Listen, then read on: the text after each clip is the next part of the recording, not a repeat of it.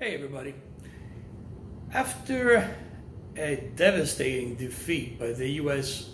women's national team, that is soccer, and when I say devastating, I mean devastating to those players, I guess, because from what it seems, most Americans either they don't care or they were happy that they lost for political reasons. However, I want to bring a different twist to this.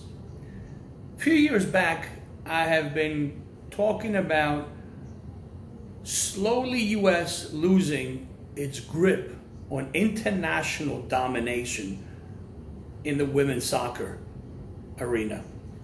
My reasoning was that other countries have began a few years back to invest in their federations, or the federations started to invest money into their women's programs leading up to the national teams.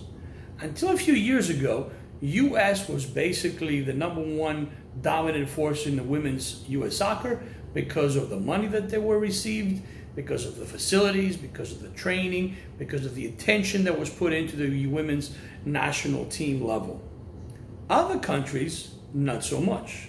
However, I personally believe, and hear me out on this, as the interest around the world has increased on the women's soccer side, and as more and more leagues like the Premiership, like the French League, like the Spanish League, like the Portuguese League, like the Italian League, and other countries that follow suit to realize, you know what, there might be an interest in women's soccer. Oh, you know what, people will come and watch soccer played by women.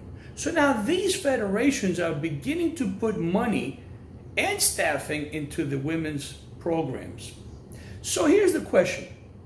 Could it be that once the financial aspect was solved, meaning that the federations put money into the women's programs, once the staffing problem was solved, meaning that the coaches now are beginning to be assigned on the women's side to train female soccer players, could it be that America is not as good, not only in developing youth soccer players, yes, even on the women's side, and the Europeans and South Americans are better in that development process, their methodology, their approach, and their mindset towards high-level soccer, and you pair that up with money now being put into the federations, could that be the truth why the US basically now is struggling, why they cannot show up anymore and just beat up on lesser teams?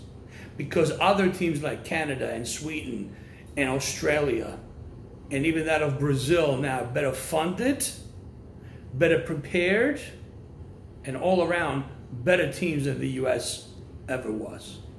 Think about it. Love to hear your comments. Take care.